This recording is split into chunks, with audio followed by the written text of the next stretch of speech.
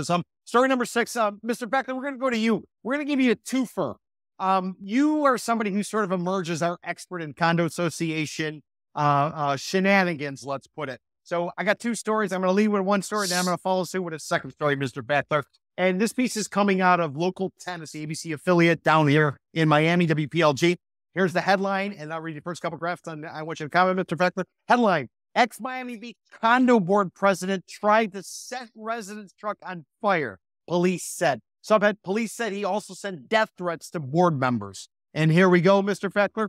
The former president of the South Beach Condominium Association, by the way, anybody wondering, this is a condo located in the South and Fifth neighborhood, which is the most expensive part of Miami Beach in general from a condominium perspective. It's south of Fifth Street, right near where Joe's Stone Crab is, and the Apogee. It's a really high-end condominium.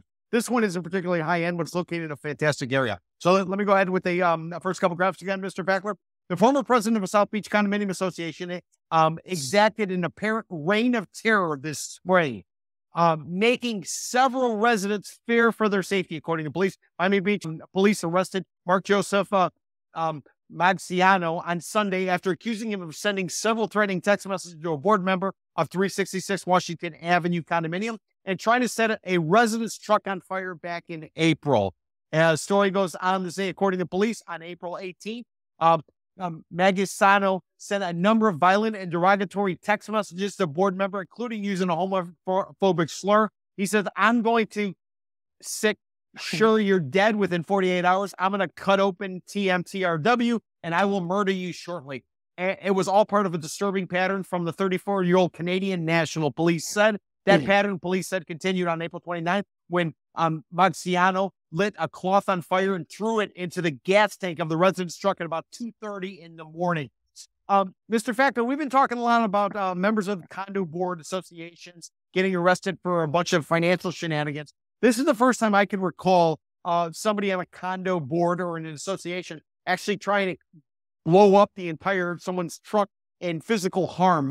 What say you, Mr. Fakler? Is this a trend or is this an anomaly? Well, that's true. We've reported now 3 weeks in a row of violence directed towards residents of condos by associations. It's uncanny that we're seeing this level of violence now increasing over the last several weeks. And, it begs the question, how smart are these people, these associations? I say this because there's surveillance everywhere. There's surveillance in the common areas, in the driveways. In this case, there was surveillance in the toll road. That's how they caught this guy's license plate. I mean, do these people realize they're not constantly under surveillance? This happened, several stories that we talked about previously where they also were under surveillance and they got very good evidence because of that. So, I just, the level of violence seems to be increasing. Also the fact that these stories are being reported more now, because I'm sure this has been going on for years. It's not, this is Miami, all hell breaks loose here. But to see them really tracking this now in the press is good. Obviously, because you got to bring attention to the violence. Mr. Fakler, let me give you the other side of that combo story. I told you there are going to be 2 stories. I gave you the first one and the second one. And let me set the scene before I get into it. Champlain Tower South collapse. It was a condominium building in Surfide, the Barrier Island, Miami-Dade County, located between Miami Beach, Bell Harbor, and Sunny Isles Beach. As a result of that legislation change in the state of Florida, many associations now, which previously had basically gave a miss or a pass to putting money in reserve and doing some of the necessary work because it didn't really matter. Now, once that tower collapsed in Surfside, people realized how significant it is, how dangerous it could be, and the state is now mandating it. So that's the backdrop, Mr. Fakler. Let me go ahead and read you the first couple graphs of this story coming out of The Real Deal. The headline, the first couple graphs, and I want you to tie it in with the gentleman who was trying to blow up a truck.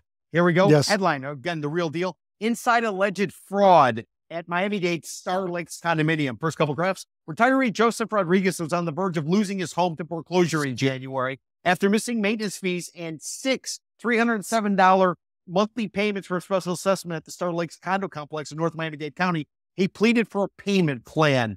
At first, he said association leaders seemed amenable to the idea, but then a lien popped up at Rodriguez's mailbox forcing him into foreclosure. The 75-year-old felt that the board was trying to seize his unit. And here's a quote from him. He says, they knew I had no mortgage, he said, adding that a lender would have first priority in a foreclosure. When you're on your own, it's easy for them to target you and take your property. Mr. Fakler, is it possible that associations are basically taking advantage of the fact that the market is so tight with supply that they might be trying to effectively jam up somebody who maybe is on a fixed income? They only have so much money going in, and yet inflation is out of control. And now these associations have to deal with everything that's being mandated by the state. How do you sort of square that, Mr. Fakler? Well, that's the thing. I mean, this goes to motive, right? Essentially, they're all the association. The association's a crying wolf. I'm taking this right from the story too. They're basically dealing with years of deferred repairs and skyrocketing insurance premiums following the deadly collapse of the Surfide condos that we talked about earlier. The state's now requiring associations to fully fund their financial reserves, and they've also, as you mentioned, tightened regulations for repairs. Now, on the other side of this, the owners, like you say, it's a 55 and over community.